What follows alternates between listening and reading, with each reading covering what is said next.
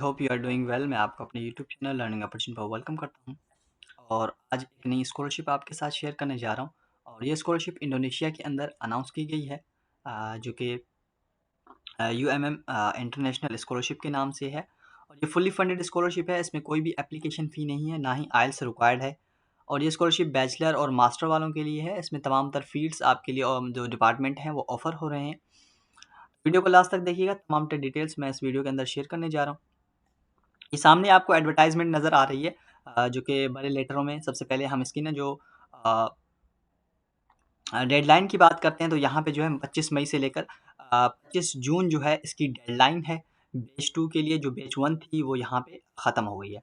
Well, यहाँ पे scholarship scheme की बात करते हैं, जो कि डिस्क्रिप्शन में इन्होंने तमाम तर चीज़ें की हुई हैं। तो यहाँ पे जो इनके स्कॉलरशिप स्कीम है वो S1 और S2 के, यानी कि जो S1 है वो बैचलर वालों के लिए है, जो S2 है वो मास्टर वालों के लिए है। यहाँ पे इन्होंने सेमेस्टर भी बताए हुए हैं कि कितने कवर होने जा रहे हैं इस प्रोग्राम के थ्रू। वेल, यहाँ पे अगर स्कॉलरशिप बेनिफिट्स की बात करें तो आपको लिविंग अलाउंस मिलता है, इंडोनेशियन लैंग्वेज प्रोग्राम फ्री मिलता है और ट्यूशन फीसेस मिलती हैं, यानी तमाम तर चीज़ें आपकी यहाँ पे कवर हो रही हैं। और उसके अलावा यहाँ पे डिस्क्रिप्शन में भी एक कैटेगरी 2 है, जिसमें यहाँ पे आपको जो है कवरेज जो है ट्यूशन फ़ी और ओनली आपको इंडोनेशियन लैंग्वेज प्रोग्राम मिल रहा है, यानी आपको जो अलाउंस होता है मंथली वो नहीं मिल रहा है इसमें। तो आप इसमें ही अप्लाई कीजिएगा कैटेगरी 1 में फुली फंडेड स्कॉलरशिप जो स्कीम है।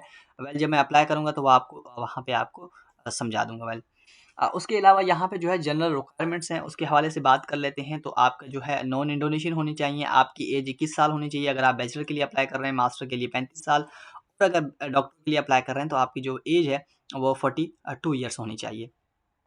आपके पास जो है नोट, यानी कि आप ना उस कंट्री में ना रहते हो, ना किसी और कंट्री में, और आपने अपनी कंट्री में से ही अप्लाई करना है। वेल, ये तमाम तर डिटेल्स यहाँ पे इन्होंने मौजूद की हुई हैं, यानी इंडोनेशिया के आप रहने वाले ना हो, तो सिंपल सी बात है।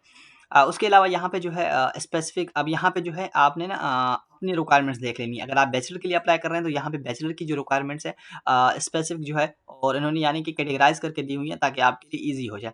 और यहाँ पे जो है मास्टर की रिक्वायरमेंट्स इन्होंने बताई हुई हैं कि आपकी एज जो है वो होनी चाहिए, और आपने ट्रांसक्रिप्ट और अपनी बैचलर की अपलोड करनी है। मास्टर के लिए आपका फ़ोटो होना चाहिए और पासपोर्ट, यानी सिंपल से डॉक्यूमेंट्स हैं यहाँ पे। उसके अलावा यहाँ पे जो है लास्ट में आपको मिलता है वो है आपकी स्कॉलरशिप। ये आपकी जो स्कॉलरशिप है, यानी मैक्सिमम आपको जो स्कॉलरशिप मिलेगी वो 42 ईयर्स यानी ओल्ड होने चाहिए, आपको मिलेगी। वेल, ये डॉक्टर वालों के लिए। अब यहाँ पे बात करते हैं प्रोग्राम्स के हवाले से, तो प्रोग्राम तमाम तर प्रोग्राम्स यहाँ पे अपलोड ऑफ़र हो रहे हैं।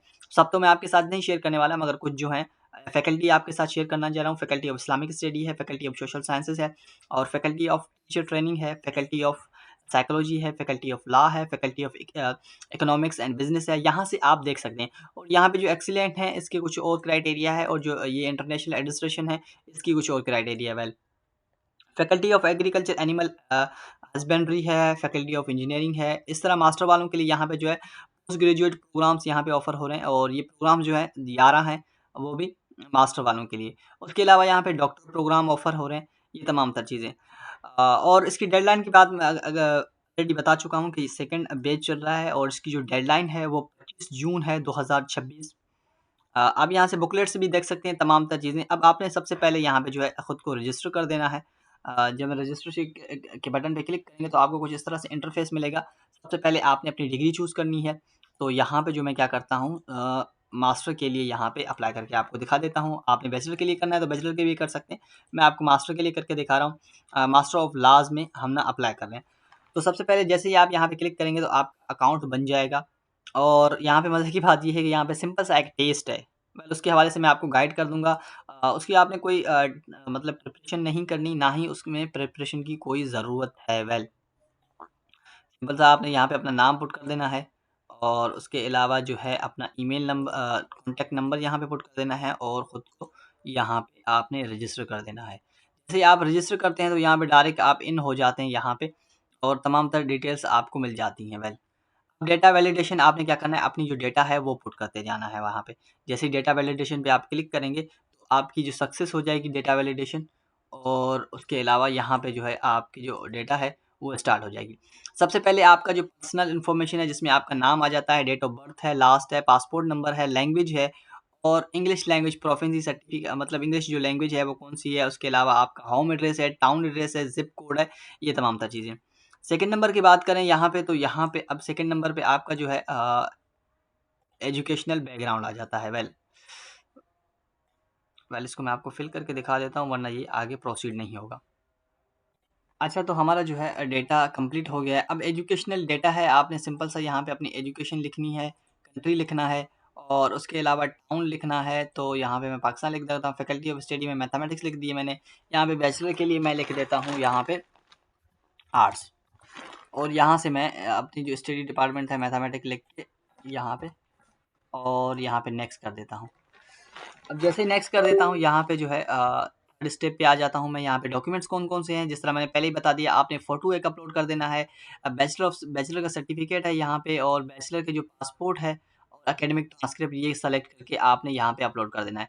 जैसे ही आप सेव डाटा करके कलेक्ट कर देंगे, तो आपको जो है वेल मैं करके दिखा देता हूँ आपको ये भी। वेल मैंने तमाम तर यहाँ पे चीज़ें शेयर की हैं। फ़ोटो हो गया, बैचलर की डिग्री हो गई, पासपोर्ट हो गया और एकेडमिक ट्रांसक्रिप्ट हो गया। सेव इस पे क्लिक कर देना। अब यहाँ पे जो है आपको एक वाउचर जनरेट करके दिया जाएगा। वेल ये जो वाउचर होगा वो टेस्ट के लिए आपको काम आएगा। जब आप टेस्ट देंगे, टेस्ट जो है सेल्फ क्वेश्चंस होंगे आपके यहाँ। वो मैं आपके साथ शेयर तो नहीं कर सकता, मगर आपको गाइड कर सकता हूँ कि वो किस तरह से क्वेश्चन हो सकते हैं। वो यहाँ पे मेरे डॉक्यूमेंट्स वगैरह सेलेक्ट हो गए हैं, और ये देखो मुझे ना इन्होंने एक कार्ड दे दिया यहाँ पे। ये ना इसको आपने अपने पास डाउनलोड कर लेना है। ये जो कार्ड है मैं आपको दिखा देता हूँ। जैसे ही आप इसको पे क्लिक करेंगे, तो आपका नाम होगा, पिन होगा और डिग्री होगी, और उसके अलावा ये तमाम तर चीज़ें। ये जो पिन है ये आपको काम आएगा जब आप टेस्ट देंगे ना, तो यहाँ पे आपका एप्लीकेंट नंबर होगा और आपकी डिग्री होगी। कैसे होगा मैं आपको दिखा देता हूँ। सिंपल सा यहाँ पे आपने जैसे ही आ जाना है।